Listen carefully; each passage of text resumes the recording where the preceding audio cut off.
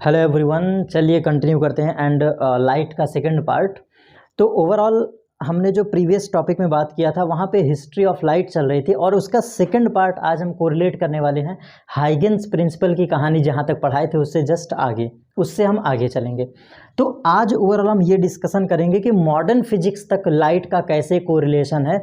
Simply वे में हम बात करेंगे कि लाइट की कौन सी ऐसी कड़ियाँ हैं जो मॉडर्न फिजिक्स को जोड़ के रखती हैं। आइए स्टार्ट करते हैं। तो हमने हाइगेंस प्रिंसिपल तक के हिस्ट्री को समझा था। अब मैं कुछ पॉइंट लिखना चाहता हूँ और यहाँ से हम कोरिलेट करेंगे। हम कुछ पॉइंट लिखेंगे और वहाँ से हम टॉपिक को अपने कोरिलेट करेंगे। आइए देखिए, जैसे हमने ये कहा है कि जो लाइट होती है वो सीधी रेखा में चलती है। प्रकाश हमारी कैसी चलती है? सीधी रेखा में चलती है, ठीक। प्रकाश हमारी क्या होती है? ऊर्जा होती है, ठीक। और प्रकाश के अंदर परावर्तन और अपवर्तन पाया जाता है। प्रकाश के अंदर परावर्तन अपवर्तन पाया जाता है।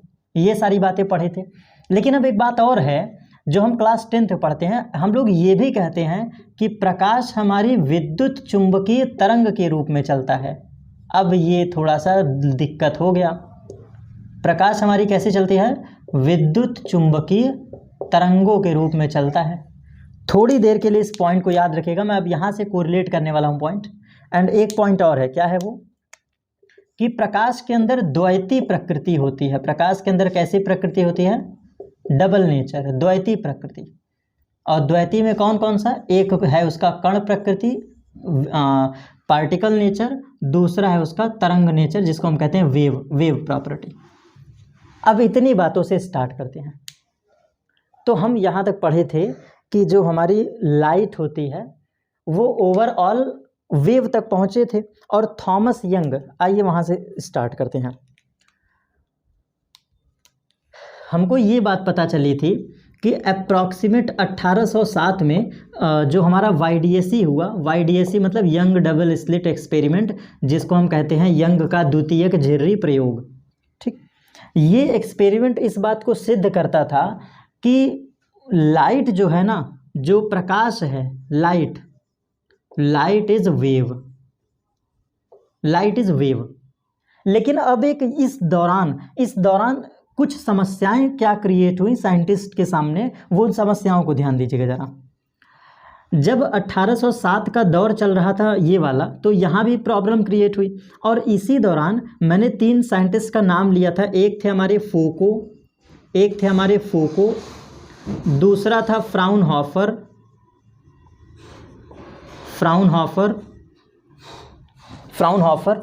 और तीसरा था आपका फ्रेजनल। इन 3 साइंटिस्ट का जो टाइम पीरियड मैक्सिमम मतलब 1820, मैंने लिखा भी है, एंड ऑफ 1820, जब 1820 मतलब लगभग खत्म मतलब 1820 तक की मैं बात कर रहा हूँ। जब 1820 का टाइम पीरियड चल रहा था तो इस दौरान तक ये सिद्ध हो चुका था इन तीनों के एक्सपेरिमेंट से कि light is 100% wave, light is 100% wave, ठीक है। एक सेकंड के लिए दोस्तों टाइम लेंगे, 1 सेकंड के लिए रुक जाइएगा जरा। तो ओवरऑल YDAC एक्सपेरिमेंट के दौरान जब 1820 का काल चक्र चल रहा था, टाइम पीरियड 1820, एंड ऑफ 1820, यहाँ पे कई समस्याएं थी। कई समस्याएं क्या थी? कि इस दौरान ये बात तो सिद्ध हो गया कि 100% light is wave, 100% light is wave, ठीक है। अब आगे चलते हैं।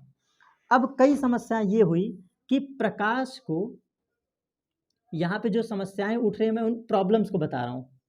प्रकाश के साथ ये समस्या उठी कि अब इसको हम कण माने, मतलब प्रकाश को हम कणीय प्रकृति माने, कि प्रकाश को हम क्या कहते हैं, तरंग प्रकृति माने। तो यहाँ से एक नई प्रॉब्लम क्रिएट होती है जो कि क्लास 10th में आपको रटवाया जाता है, that is dual nature of light. मतलब light consist dual nature, first is particle and second is wave. और इसको हम कहते हैं कि प्रकाश हमारी द्वैती प्रकृति रखती है, एक है उसका तरंग प्रकृति, एक है उसका कणीय प्रकृति। तो इस टाइम पीरियड की मैं बात कर रहा हूँ। 1820 का जब टाइम पीरियड आया तो साइंटिस्ट के समक्ष ये प्रॉब्लम क्रिएट हुआ कि भैया हम माने तो क्या माने, लाइट को हम आखिर माने तो क्या माने, प्रकाश को कणीय माने कि प्रकाश को तरंग माने। और अब दूसरी समस्या सुनना भाई, दूसरी एक समस्या और भी आप इसको कह सकते हैं कि इस टाइम तक न्यूटन हमारे मर चुके थे, मतलब न्यूटन का डेथ हो चुका था, इस टाइम न्यूटन नहीं थे। दूसरी प्रॉब्लम ये थी, नहीं तो कुछ ना कुछ तो सुझाव देते ही ना भाई, न्यूटन ने ही तो स्टार्ट किया था कार्पस्क्यूल थ्योरी, न्यूटन्स कार्पस्क्यूलर थ्योरी, तो अगर ये होते तो कुछ ना कुछ हिंट देते। तो अब इन दोनों में बड़ी समस्या हुई कि लाइट को कण माने की तरंग। तो अब जरा ध्यान दीजिएगा, यहां पे ये एक्सेप्ट किया गया कि sometimes light behave as particle and sometime light behave as wave. मतलब प्रकाश के अंदर एक बिहेवियर होता है, ये दोनों रिप्रेजेंट करता है, और लोगों को ये एक्सेप्ट करना पड़ा, लोगों को ये एक्सेप्ट करना पड़ा। अब ये बात मैं क्यों ऐसा कह रहा हूं, चलिए थोड़ा ध्यान दीजिएगा, अभी इसके बारे में हम समझेंगे, अभी इसके बारे में डिटेल में समझेंगे। ठीक, जब ये 1820 का एरा आया, 1828 एरा, इस टाइम ये क्लियर हो चुका था कि प्रकाश डुअल नेचर, और अब आप समझो कि जो हम क्लास 10th में रटते हैं उसकी थीम किस टाइम पीरियड बना था, 1820 में क्रिएट होने वाली प्रॉब्लम्स से ये जवाब, उसका सोल्यूशन निकला कि लाइट हमारी दोनों चीज़ें कैरेक्टरिस्टिक शो करती हैं। अब और एक बड़ी बात मैं बताने जा रहा हूं जो सबसे इसी के आगे, क्योंकि अब भाई धीरे धीरे आगे बढ़ेंगे ना, धीरे धीरे टाइम पीरियड को आगे ले चलें। 1828 की स्टडी हो गई, अब 1820 के बाद टाइम पीरियड आता है 1875 का, मतलब ओवरऑल 1850 टू 1880, मैं इस लगभग मैं इसकी बात कर रहा हूं। हाँ चलिए, 1850 टू 1880, अब मैं इस कालचक्र, इस टाइम पीरियड की बात कर रहा हूं, इस टाइम पीरियड के एरा की बात कर रहा हूं, ध्यान समझिएगा। जब ये टाइम पीरियड आया, जब ये टाइम पीरियड आया 1850 टू 1880, और एग्जैक्ट डाटा की अगर हम बात करें तो एग्जैक्ट ऑन एग्जैक्ट 1878। चलिए, इस एग्जैक्ट टाइम पीरियड में एक नए साइंटिस्ट आते हैं, उनका नाम है मैक्सवेल, उनका नाम है मैक्सवेल, और आप सभी इनका भी नाम जानते हैं, बिल्कुल सुना हुआ है, मैक्सवेल। अब जरा ध्यान दीजिएगा, यहाँ पे छोटी सी कहानी बनाना चाहूँगा, थोड़ा सा कहानी के थ्रू समझ लेंगे, बातें क्लियर हो जाएंगी।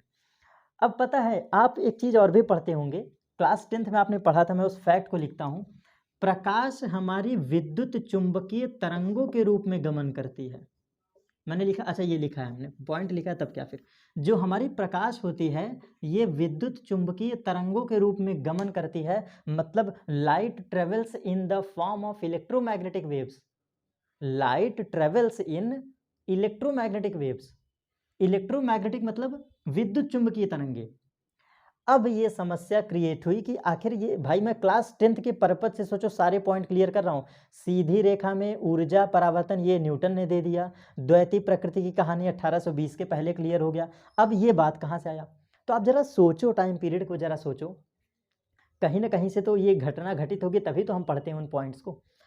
तो मैक्सवेल साहब का टाइम पीरियड याद रखिएगा, मैक्सवेल का टाइम पीरियड आप याद रखिएगा, 1873 में मैक्सवेल फिजिक्स के जबरदस्त साइंटिस्ट सामने आए, और इन्होंने अपने बहुत ही हार्डेस्ट स्टडी से, अपने बहुत ही हार्डेस्ट एक्सपेरिमेंट से लोगों के समक्ष एक नई बात रखी। वो क्या थी, इनका बहुत ही नामी समीकरण है मैक्सवेल समीकरण, इनके समीकरण का नाम है मैक्सवेल समीकरण, और मैक्सवेल समीकरण में इन्होंने बिल्कुल क्लियर कहा है, जिसको हम चैप्टर में पढ़ेंगे, और मैक्सवेल समीकरण को हम पढ़ेंगे, इनके अकॉर्डिंग ये समीकरण ये कहता है कि जो लाइट है ना, मैक्सवेल की समीकरण में स्पष्ट इन्होंने अपने एक्सपेरिमेंट से, विद डाटा की बात कर रहा हूँ, विद डाटा इन्होंने प्रूफ किया था कि पहली बात तो ये तरंग है ही है। अब जरा इनके बारे में समझिएगा, 1873 का जब एरा चलता है,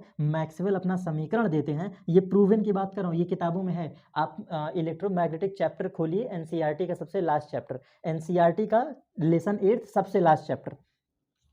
तो जब आप पढ़ते हैं ना मैक्सवेल समीकरण, मैक्सवेल समीकरण में एक बात इन्होंने कहा था, इन्होंने भी किसका सपोर्ट किया था, हाइगेंस का। अब ध्यान से फैक्ट सुनिएगा, 1873 के एरा में जब मैक्सवेल जैसे नामी साइंटिस्ट सामने आते हैं तो इन्होंने कहा था कि न्यूटन साहब आपकी ये गलती तो अब मैं भी एक्सेप्ट करता हूँ कि कणी प्रकृति नहीं है, प्रकाश हमारी क्या है, तरंग है। प्रकाश हमारी क्या है, तरंग है।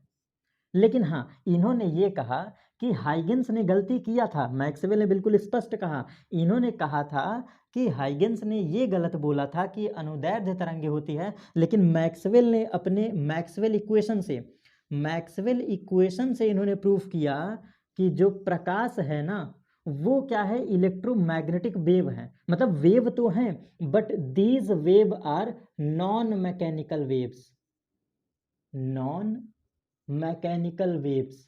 अब आप कहोगे सर नॉन मैकेनिकल क्या होता है? नॉन मैकेनिकल का मतलब ही होता है इलेक्ट्रोमैग्नेटिक वेव। देखो, तरंगों का स्टडी दो प्रकार से करते हैं, एक मैकेनिकल वेव्स, एक नॉन मैकेनिकल वेव्स। और नॉन मैकेनिकल वेव को ही हम कहते हैं क्या, इलेक्ट्रोमैग्नेटिक वेव। जो नॉन मैकेनिकल वेव है इसी का नाम है इलेक्ट्रोमैग्नेटिक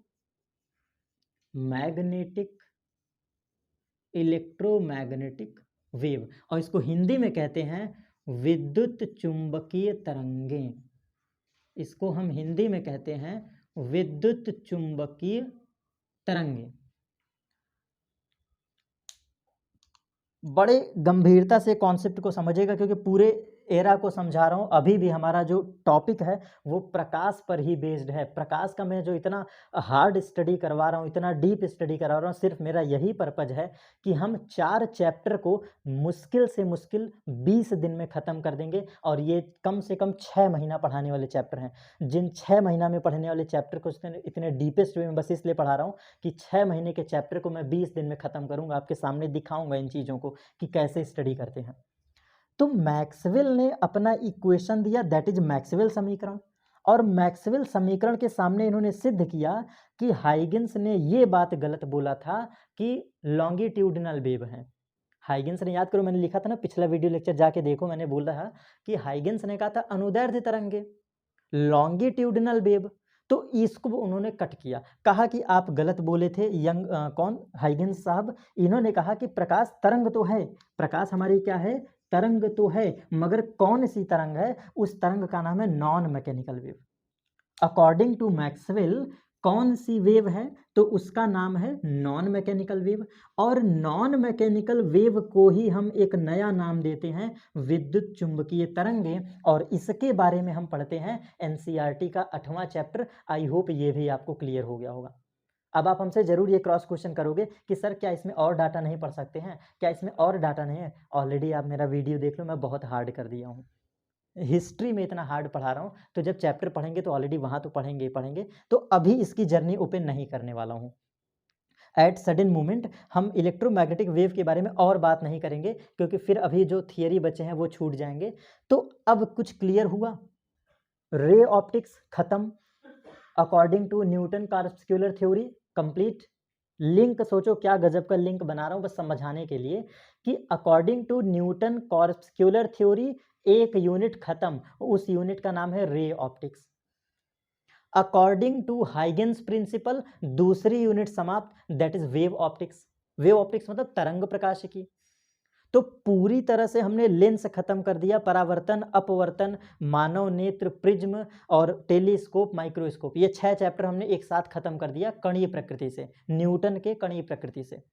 और इनका अपोज करने के लिए हाइगेंस साहब सामने आए और हाइगेंस साहब के चैप्टर में हमने पढ़ा कि व्यतिकरण, विवर्तन, ध्रुवण, उसके बाद फिर ये जो एक्सपेरिमेंट थे सारे, हाइगेंस का परावर्तन और हाइगेंस का अपवर्तन, तरंगाग्र, ये पूरे चैप्टर खत्म, जिसको वेव ऑप्टिक्स कहते हैं।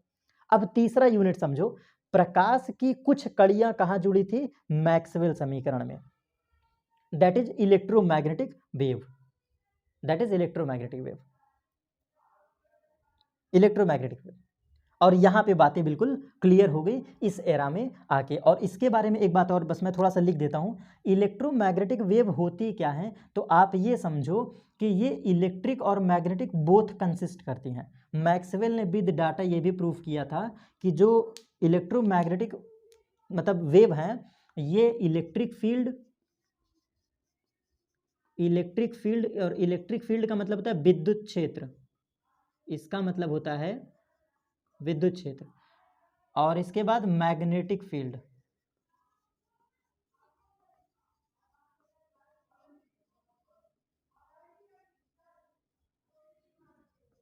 चुंबकीय क्षेत्र।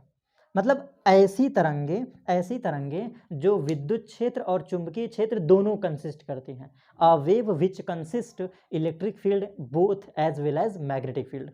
A wave which consists both electric field as well as magnetic field, these are known as electromagnetic wave। ऐसी तरंगे जो विद्युत क्षेत्र और चुंबकीय क्षेत्र दोनों को समाहित रखती हैं उनको कहते हैं विद्युत चुंबकीय तरंगे। तो मैक्सवेल ने भी ये एकदम प्रूफ कर दिया कि जो लाइट होती है ना वो इलेक्ट्रोमैग्नेटिक वेव होती है। ठीक है, अकॉर्डिंग टू इट्स प्रिंसिपल। इसके बारे में हम बात करेंगे इनके चैप्टर में, तो अब इससे ज़्यादा जानना उचित नहीं है, सफिशिएंट है। अब आपको एक बात बताते हैं, आखिर ये बात कैसे प्रूव हुई थी कि प्रकाश एक ऊर्जा है। प्रकाश एक ऊर्जा है, ये बात कैसे प्रूव हुई? तो इसके बहुत सारे एग्जाम्पल है। एक छोटा सा एग्जाम्पल आपको मैं देता हूँ। आप सभी के घर में पारा वाला वो होगा, क्या कहते हैं, जो थर्मामीटर होता है, पारा वाला थर्मामीटर। तो पारा वाले थर्मामीटर को धूप में रख दो, जब धूप में रखोगे तो वो गर्म हो जाता है, और गर्म होने से पारा का टेम्परेचर चढ़ जाएगा। इससे ये सिद्ध हो गया कि प्रकाश हमारी एक प्रकार की ऊर्जा तो है ही है। प्रकाश हमारी एक प्रकार की क्या है, ऊर्जा तो है ही है। ठीक, तो यहाँ से ऊर्जा भी हमारा क्लियर हो गया। मतलब एग्जाम्पल दे रहा हूँ, और ऊर्जा के लिए बहुत सारे एग्जाम्पल हैं। जैसे पता है आज के वर्तमान समय में सोलर लाइट यूज़ करते हैं। सोलर लाइट याद होगा ना, अरे जो सौर ऊर्जा से हम लोग घरों में लगाते हैं भाई, छतों पे रख देते हैं, धूप आती है और घर में बैटरी गांव में यूज़ किया जाता है, जिसको सोलर बैटरी कहते हैं। इतना तो जानते होंगे। तो बहुत सारे एग्जाम्पल हैं, प्रकाश को ऊर्जा साबित करने के लिए बहुत सारे एग्जाम्पल हैं। ठीक है, एक तो सोलर लैंप हो गया, और एक तो मैंने जो अभी एग्जाम्पल बताया थर्मामीटर वाला। ठीक है, मैक्सवेल की एक और ख़ास बातें थी, इन्होंने ये भी कहा है कि जो इलेक्ट्रोमैग्नेटिक वेव है ना, दीज सोर्स रेडिएशन, ये एक प्रकार की रेडिएशन होती है। रेडिएशन मतलब विकिरण।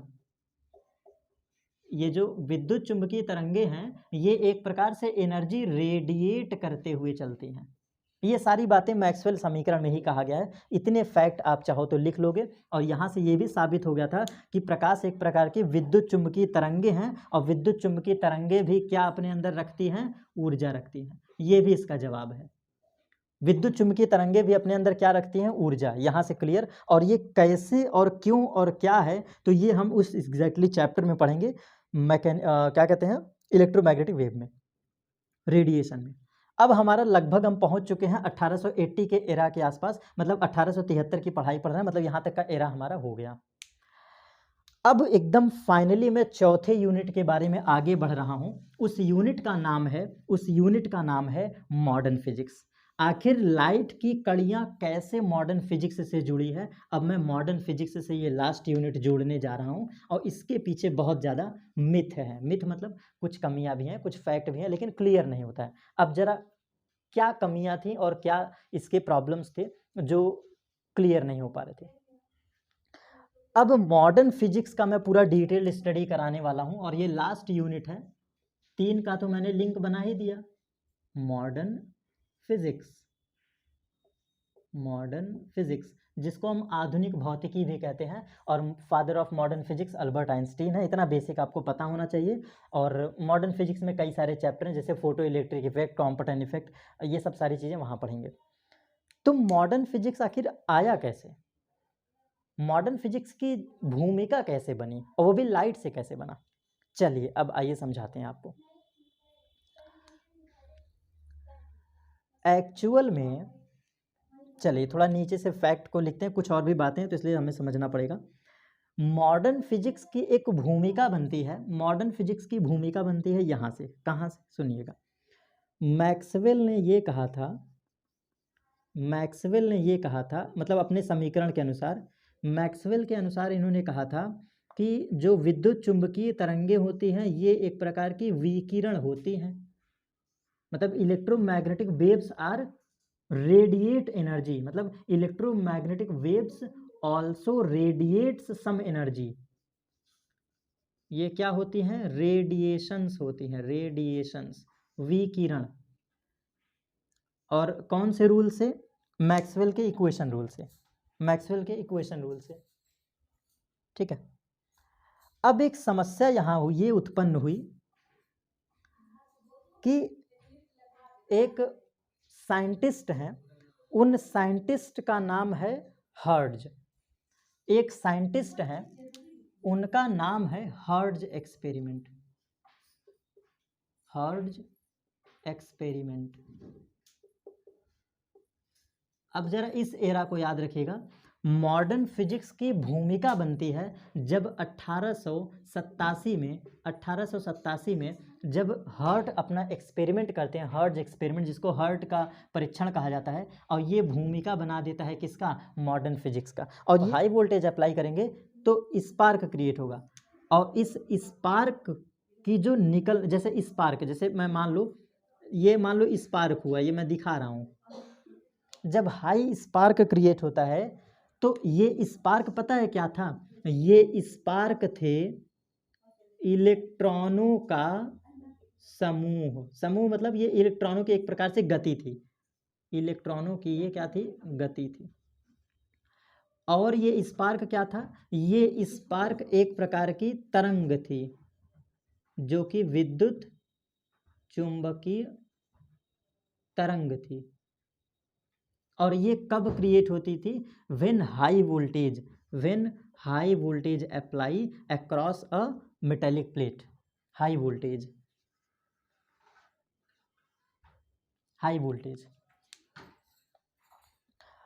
अब इसके बाद हम क्या बात करते हैं, जरा ध्यान दीजिएगा। 1884 के टाइम पीरियड में हर्ट्ज का ये एक्सपेरिमेंट था, एकदम क्लियर याद रखिएगा। और इस एक्सपेरिमेंट में पता है एक्चुअल में हर्ट्ज साहब ये सिद्ध कर रहे थे कि मैक्सवेल कैसे सही हैं। एक्चुअल में हर्ट्ज साहब ये परीक्षण कर रहे थे कि मैक्सवेल कैसे सही है। मैक्सवेल कैसे कह सकते हैं कि light is a form of electromagnetic wave, प्रकाश कैसे विद्युत चुम्बकीय तरंग है। तो इस परीक्षण के दौरान एक परीक्षण इनके अकॉर्डिंग गलती से ऐसा हो गया, when high potential applied across it here create some sparks. और इस स्पार्क को जब इन्होंने देखा तो ये स्पार्क कुछ और नहीं थे, मोशन ऑफ इलेक्ट्रॉन्स थे, इमिजन ऑफ इलेक्ट्रॉन थे। इमिजन मतलब इलेक्ट्रॉनों का निकलना, उत्सर्जन, इलेक्ट्रॉनों का उत्सर्जन, सेम बातें हैं, इसको मॉडर्न फिजिक्स में क्लियर करूंगा। इलेक्ट्रॉनों का गति था ये, मतलब ये जो स्पार्क निकला था ये इलेक्ट्रॉनों का मोशन था, या फिर आप कह सकते हो इमिजन ऑफ इलेक्ट्रॉन था। और क्या था? ये विद्युत चुम्बकीय तरंग थी। जो स्पार्क था ना, जो स्पार्क इनको दिखाई दी थी चिंगारी, ये चिंगारी आपकी क्या होती है? विद्युत चुम्बकीय तरंग होता है। ठीक है, अब चलिए आइए ध्यान देते हैं थोड़ा सा। इस टाइम पीरियड के बाद 1887 के बाद या 1884 के बाद, इस दौरान कई सारे नई चीज़ें सामने आई। वो नई चीज़ें क्या थी? देखिए, मैक्सवेल ने कहा था कि विकिरण है। मैक्सवेल ने कहा विकिरण है, और मैक्सवेल समीकरण से इन्होंने प्रूव कर दिया था। इसके बारे में हम बात करेंगे कहाँ? ईएमआई में, इलेक्ट्रोमैग्नेटिक वेव में। यहाँ तक क्लियर था। लेकिन हर्ट्ज साहब को संदेह था, वो संदेह इस बात का संदेह था कि आखिर मैक्सवेल कैसे कह दिए कि जो प्रकाश है, जो लाइट है, वो हमारी क्या है? इलेक्ट्रोमैग्नेटिक वेव है। इस बात को प्रूफ करने के लिए ये एक एक्सपेरिमेंट कर रहे थे, एक्सपेरिमेंट। और इस एक्सपेरिमेंट्स के दौरान उनको ये बातें दिखाई दी और इन्होंने इसकी फिर स्टडी की, और यहाँ से एक नई थ्योरम निकली, that is photo electric effect. मैं ऐसा मानता हूँ, मैं ऐसा मतलब कहना चाहता हूँ कि इन्होंने इतना ध्यान तो नहीं दिया, लेकिन मेरा ऐसा मानना है, और सभी टीचर ऐसा कहते हैं, अप्रॉक्सीमेट जो पढ़ते हैं वो अप्रॉक्सीमेट यही कहते हैं कि हर्ट्ज का एक्सपेरिमेंट ही आधार बनता है किस बात का? इलेक्ट्रॉनों के उत्सर्जन का। अब पॉइंट को ध्यान दीजिएगा, फर्स्ट पॉइंट, इलेक्ट्रॉनों का उत्सर्जन। इलेक्ट्रॉनों का उत्सर्जन, इमिशन ऑफ इलेक्ट्रॉन्स, इसको हम कहते हैं emission of electrons. Emission of electrons. और एक बात बताएं, ये जो स्पार्क निकला था, ये स्पार्क ही आपका क्या था? इमिशन ऑफ इलेक्ट्रॉन्स था। और यहाँ से बेस बनता है मॉडर्न फिजिक्स का। क्यों? क्योंकि बिल्कुल सीधा सा डेफिनेशन कहता है, when ultraviolet rays coming on metallic plate then emission of electron is known as photoelectric effect. Photoelectric effect, बिल्कुल क्लियर, PEE, इसको शॉर्ट में याद रखिएगा, मेरे लिए ये है शॉर्टकट है, PEE, फोटो इलेक्ट्रिक इफेक्ट। और फोटो इलेक्ट्रिक इफेक्ट ही एक ऐसा चैप्टर है जहाँ पे आधुनिक भौतिकी का पहला चैप्टर स्टार्ट होता है। तो ये आधार बना, मैं अभी भी कह रहा हूँ क्लियर, अभी ये प्रमाण नहीं था, लोग मॉडर्न फिजिक्स के बारे में जानते नहीं थे, लेकिन मैं ऐसा कह रहा हूँ कि इनका ये एक्सपेरिमेंट मॉडर्न फिजिक्स का आधार बनाता है। ठीक है, आधार बना, यहाँ पे फोटो इलेक्ट्रिक इफेक्ट का आधार बना। और अब आपके सामने मैं क्लियर कहता हूँ, अब टाइम पीरियड आता है हमारा 1901 का, 90th सेंचुरी, क्योंकि 1880 के आगे हम चल चुके हैं, 1887 तक पहुंच चुके हैं हर्ट्ज एक्सपेरिमेंट के बारे में। अब जरा यहाँ ध्यान दीजिएगा, जब 19वीं सदी स्टार्ट होती है, 90th सेंचुरी स्टार्ट होती है, 1900वीं शताब्दी, साइड में लिख देता हूँ, 1900वीं शताब्दी से 90th century, 90th century, 90th century में एक समस्या ये क्रिएट हुई, सबसे पहली एक्सपेरिमेंटली एक प्रॉब्लम ये क्रिएट हुई कि भाई अब इमिजन ऑफ इलेक्ट्रॉन कैसे हो रहा है। सबसे पहली ये समस्या क्रिएट हुई कि इमिजन ऑफ इलेक्ट्रॉन कैसे पॉसिबल हो रहा है, और वो भी ये कैसे। चलो देखो कैसे फोटो इलेक्ट्रिक इफेक्ट और कैसे मॉडर्न फिजिक्स की स्टार्टिंग हुई।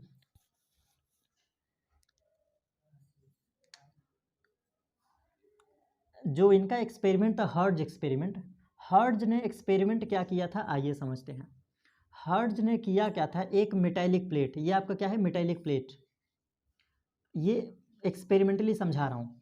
जब इस मेटालिक प्लेट पे यूवी लाइट कह दो, या फिर हम कह दें कि सीधा सीधा electromagnetic wave, any type of electromagnetic wave, EMV, बिल्कुल सीधा सा मेरा जवाब है, विद्युत चुंबकीय तरंगे, विद्युत चुंबकीय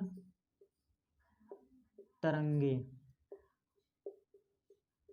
सीधा सा जवाब था कि जब हम किसी भी धात्विक प्लेट पर इलेक्ट्रोमैग्नेटिक वेव को डालते हैं तो यहाँ से इलेक्ट्रॉनों का क्या होता है, उत्सर्जन, इलेक्ट्रॉन अपने आप बाहर आने लगते हैं, और इस इलेक्ट्रॉनों के उत्सर्जन होने वाली घटना को ही हम कहते थे फोटो इलेक्ट्रिक इफेक्ट। तो पहली समस्या यही क्रिएट हुई कि भाई कैसे अल्ट्रा वायलेट किरण, मतलब वैसे तो मतलब लिखा हुआ है कि UV rays, only UV rays apply, only UV rays applied on it, applies on it, या फिर आप ये भी कह सकते हो कि only ultraviolet rays incident on it, incident मतलब गिरती हैं, और अल्ट्रा वायलेट का मतलब पराबैंगनी किरणें, अल्ट्रा वायलेट का मतलब पराबैंगनी किरणें,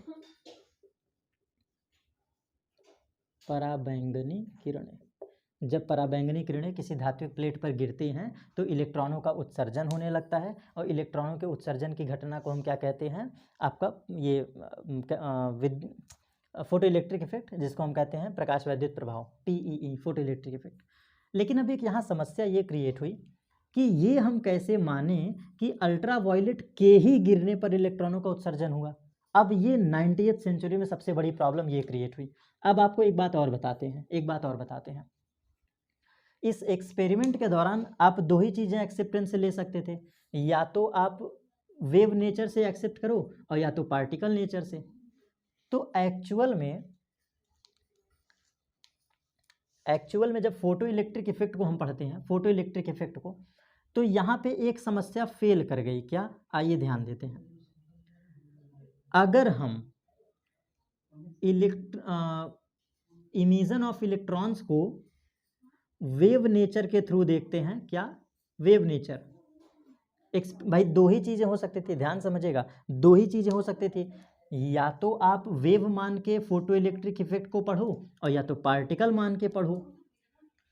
तो जब इन्होंने वेव मान के पढ़ा, जब वेव नेचर मान के पढ़ा, किसको, फोटो इलेक्ट्रिक इफेक्ट को, प्रकाश वैद्युत प्रभाव, मॉडर्न फिजिक्स को, तो इनका बिहेवियर फेल कर जाता है, इनका behaviour according to result fail कर जाता है। बिहेवियर क्या हुआ, फेल कर गया, मतलब मैं एक्सपेरिमेंटली कह रहा हूँ, बिहेवियर फेल कर गया मतलब जो व्यवहार था ना, जो व्यवहार था, जो इसके गुण थे, ये फोटो इलेक्ट्रिक इफेक्ट का, मॉडर्न फिजिक्स का, अकॉर्डिंग टू वेव थ्योरी ये फेल कर जाती है, does not explains this type of photo electric effect theory. ये जो आपकी मतलब ओवरऑल फोटो इलेक्ट्रिक इफेक्ट की जो थ्योरी है, प्रकाश वैद्युत प्रभाव की जो थ्योरी है, जो मॉडर्न फिजिक्स की थ्योरी है, अगर हम वेव नेचर मान के पढ़ते हैं तो इसके एक्सपेरिमेंट फेल कर जाते हैं, फेल कर जाते हैं। अब आगे चलिए, तो फिर समस्या उठी कि चलो फिर इसको कण मान के पढ़ते हैं। इसको हम क्या मान के पढ़ते हैं, कण मान के पढ़ते हैं। तो जो हमारा मॉडर्न फिजिक्स है ना, ये एक्सेप्टेंस हो गया क्या, एक साइंटिस्ट आते हैं, उनका नाम है प्लैंक, उनका नाम है प्लैंक, प्लैंक। इन साइंटिस्ट को भी याद रखिएगा, ये बस लास्ट थ्योरी है, अब 10 मिनट के अंदर ये पूरा मैं चैप्टर कंप्लीट करने वाला हूँ। प्लैंक एक साइंटिस्ट हैं और इन्होंने अपनी थियरी दी, that is Planck quantum theory, Planck का क्वांटम सिद्धांत,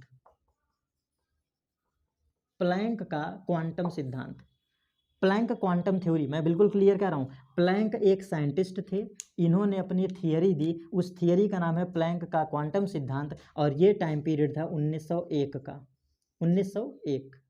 1901 में जब प्लैंक क्वांटम थ्योरी आई ना, तो इस थ्योरी में इन्होंने एक अपनी थियरी क्रिएट की, that is quanta, that is quanta.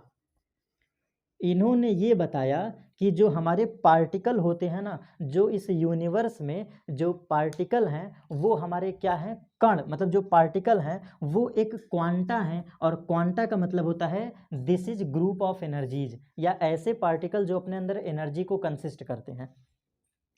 1901 के बाद की जो सदी है, 19वीं शताब्दी के बाद का जो टाइम पीरियड है, वो मॉडर्न फिजिक्स की तरफ पूरी तरह से झुक जाता है, क्योंकि उस समय एक महान साइंटिस्ट अल्बर्ट आइंस्टाइन का भी जन्म होता है, और उसी टाइम इस प्लैंक क्वांटम का भी जन्म होता है। और ये जो थ्योरी है, जो मॉडर्न फिजिक्स की थ्योरी है, यहाँ पे हम कणीय प्रकृति मान के पढ़ते हैं। जो मॉडर्न फिजिक्स है ये हम कणीय प्रकृति, दूसरी बात याद रखिएगा, मॉडर्न फिजिक्स को हम क्या मान के पढ़ते हैं, कणीय प्रकृति, कणीय प्रकृति, इसको हम कणीय प्रकृति, पार्टिकल बिहेवियर मान के पढ़ते हैं। और फोटो इलेक्ट्रिक इफेक्ट मतलब प्रकाश वैद्युत प्रभाव।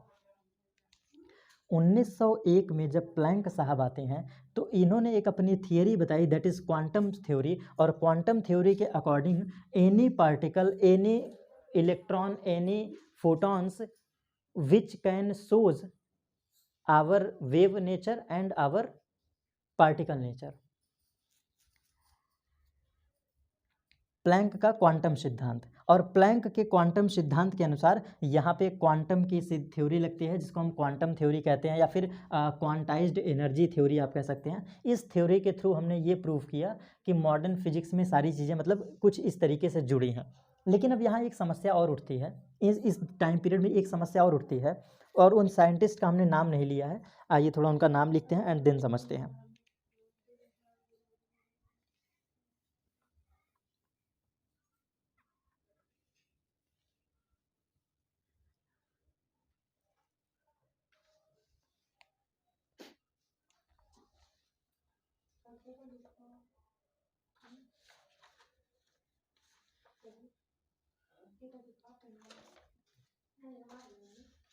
चलिए,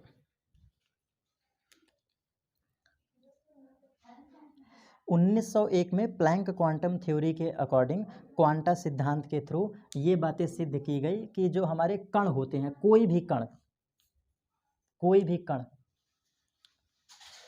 according to quantum photoelectric effect को रिप्रेजेंट करते हैं। अब एक साइंटिस्ट का मैं नाम लेना चाहूँगा, उनका नाम है डी ब्रॉगली, उनका नाम है डी ब्रॉगली, जिसको आप सभी जानते भी हैं, डी ब्रॉगली इक्वेशन, ये सब आपने पढ़ा है।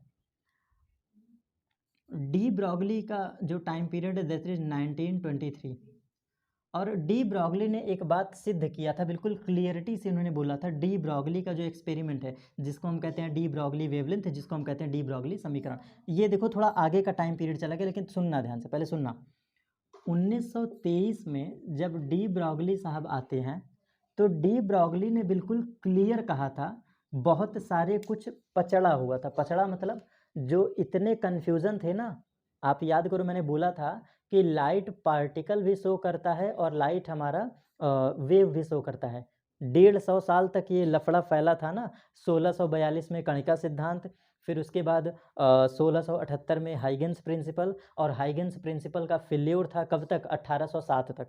1807 में जब थॉमस यंग आते हैं तब जाके ये क्लियर करते हैं कि लाइट कंसिस्ट वेव नेचर। तो ये जो 150 साल के दौरान साइंटिस्ट में लड़ाई थी कि कण माने कि तरंग माने या कण माने या तरंग माने, ये इतना कॉम्प्लिकेटेड सिचुएशन क्रिएट कर दिया था उस टाइम के दौरान, उस टाइम पीरियड के दौरान इतना क्रिटिकल सिचुएशन बन गई थी। उसका सल्यूशन डी ब्रॉगली ने दिया। इन्होंने अपने थ्योरम में बिल्कुल सीधा कहा कि light is not a particle. ध्यान समझिएगा, इनके थ्योरी में इसको अलग से पढ़ेंगे। Light is not a particle nor a wave. Sir इसका मतलब क्या है? प्रकाश हमारा ना तो कण है और ना ही तरंग है। ध्यान से समझना, डी ब्रॉगली ने अपने थ्योरम में कहा है light is not a particle nor a wave, but sometime it behave as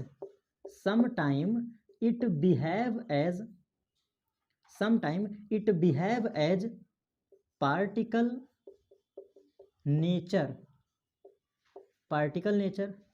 as well as wave nature। और शॉर्ट में अगर हम कहना चाहें तो यहाँ से डी ब्रॉगली के इक्वेशन के अकॉर्डिंग यहाँ से निकला डुअल नेचर ऑफ लाइट।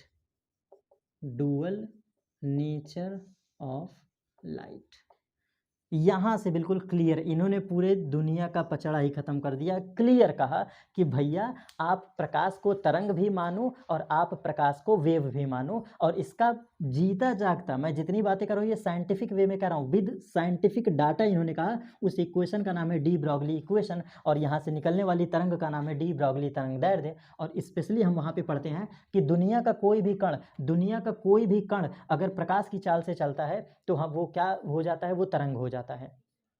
ठीक, एग्जाम्पल के लिए electron, proton, photon, alpha particle, कोई भी कण। यहाँ तक कि तुम हाथ में एक ईंटा ले लो, ईंटा समझते हो ना, अद्धा, अपने हाथ में एक ठो ईंटा ले लो और प्रकाश की चाल से चलने लगो तो ऑटोमेटिकली अब आप इंसान नहीं रह जाओगे, आप क्या बन जाओगे, तरंग बन जाओगे। तो ये साइंटिफिक डाटा है। 1923 का जो नो डाउट ये बाद का ही मतलब प्रॉब्लम्स है, ये बाद की ही घटना है, लेकिन फिर भी इस दौरान यहाँ पे जो चीज़ें हैं क्लियर हो गई कि प्रकाश द्वैती प्रकृति। तो जो क्लास 10th में आप रेक्टिफिकेशन पढ़ते हो कि प्रकाश द्वैती प्रकृति है, वो यहाँ से क्लियर हुआ डी ब्रॉगली इक्वेशन का। और मॉडर्न फिजिक्स में इसको हम अलग से पढ़ते हैं, डी ब्रॉगली वेवलेंथ हम अलग से पढ़ते हैं। तो एक्चुअल में हम थे कहाँ पे, 1887 का 1884 का हर्ट्ज एक्सपेरिमेंट इस बात को कर रहे थे कि मैक्सवेल ने कैसे कह दिया कि लाइट इलेक्ट्रोमैग्नेटिक वेव है। तो उस बात का परीक्षण करने के दौरान एक ऐसा एक्सपेरिमेंट गलती से उनसे हो गया। वो क्या था, when high voltage applied conductor plate या फिर conducting plate across it, then sparks create, spark, मैं क्या बोल रहा हूँ, स्पार्क, चिंगारी उत्पन्न होती है। और उस चिंगारी को जब स्टडी किया तो वो मोशन ऑफ इलेक्ट्रॉन्स था, वो उसकी लाइट क्या थी, विद्युत चुम्बकीय तरंग थी, उस इलेक्ट्रॉनों के पास क्या थी, ऊर्जा थी, और वहीं से एक नई थ्योरी निकलती है, इमिशन ऑफ इलेक्ट्रॉन। ठीक है, और फाइनली उसके बाद अब यहाँ से मैं टॉपिक को कोरिलेट करता हूँ। 1901 का जब दौर आता है, प्लैंक क्वांटम सिद्धांत, इस दौरान एक और इनके समकालीन, मतलब ऐसा कहा जाता है कि प्लैंक साहब और प्लस आइंस्टीन ये दो ऐसे ग्रेट साइंटिस्ट थे जिन्होंने मिल करके मॉडर्न फिजिक्स के सारे समस्याओं को दूर कर दिया। जैसे है क्या, साइंटिस्ट तो अलग अलग हैं, अपने एक्सपेरिमेंट से अलग अलग करते थे, लेकिन प्रॉब्लम क्या था, कुछ चीज़ों में प्लैंक का क्वांटम सिद्धांत जो इनकी थ्योरी थी फेल कर जाती थी, मतलब अपने एक्सपेरिमेंट के दौरान फंस जाते थे। तो इनका हेल्प, इनकी जो समस्या थी उसको सॉल्व कौन कर दिया था, अल्बर्ट आइंस्टीन ने। तो ऐसा कहा जाता है कि ये दोनों लोग मिल करके, एक तो आइंस्टीन का क्वांटम थ्योरी का सिद्धांत और एक प्लैंक का क्वांटम सिद्धांत, क्वांटाइज्ड एनर्जी का कॉन्सेप्ट, ये दोनों मिल करके मॉडर्न फिजिक्स की भूमिका बन जाती है। और अब मैं यहाँ पे टॉपिक को रोकूंगा, क्यों, अब यहाँ पे मैं रोकना इसलिए चाह रहा हूँ क्योंकि अभी बस आप इतना याद रखो कि जब 90th सेंचुरी की कहानी आगे बढ़ती है तो 90th सेंचुरी से आगे की जर्नी में प्लैंक क्वांटम सिद्धांत पढ़ेंगे, हर्ट्ज का सिद्धांत पढ़ेंगे, लिनार्ड एक्सपेरिमेंट पढ़ेंगे। ये सारी चीज़ें जब पढ़ते हैं तब हमें क्लियर होता है कि प्रकाश का क्या संबंध है मॉडर्न फिजिक्स से। ठीक है, तो ओवरऑल ये कुछ थीम था मॉडर्न फिजिक्स के लिए। अब ये मैंने सिर्फ लाइट में इतना पढ़ाया है, एक बार सोच के देखो, मैंने 4 सब यूनिट को, 4 बहुत बड़े यूनिट को मैंने कोरिलेट किया है मॉडर्न फिजिक्स से जोड़ने के लिए। और अब जब हम चैप्टर आपको पढ़ाएंगे तो ध्यान से समझना, ऑप्टिक्स अपना अलग चलेगा, हाइगेंस अपना अलग चलेगा, मॉडर्न फिजिक्स अलग चलेगा। तो हम स्टार्टअप करेंगे मॉडर्न फिजिक्स का, और जब हम मॉडर्न फिजिक्स की पहली क्लास लेंगे तो आपको बस इतना बताएंगे कि यहाँ से थियरी स्टार्ट हुई है, what is Planck quantum theory, what is de Broglie equation, मतलब यहाँ से हम स्टार्ट करेंगे इलेक्ट्रॉनों के उत्सर्जन से। और अभी इसमें बहुत सारे थ्योरीज बचे हैं अभी, क्योंकि उसको बता दूंगा तो फिर मॉडर्न फिजिक्स स्टार्ट हो जाएगी। तो अभी मॉडर्न फिजिक्स हम नहीं बताएंगे, बस आप अभी अपने दिमाग में इतनी बातें रखो कि मॉडर्न फिजिक्स की कहानी 1900 सेंचुरी से स्टार्ट होती है, 1901 से शुरू होती है। अब मिलते हैं बच्चों नेक्स्ट क्लास पर एंड मॉडर्न फिजिक्स के साथ। मैं सीधा इनिशियली मैं पढ़ाऊंगा मॉडर्न फिजिक्स ही। ठीक, थैंक यू।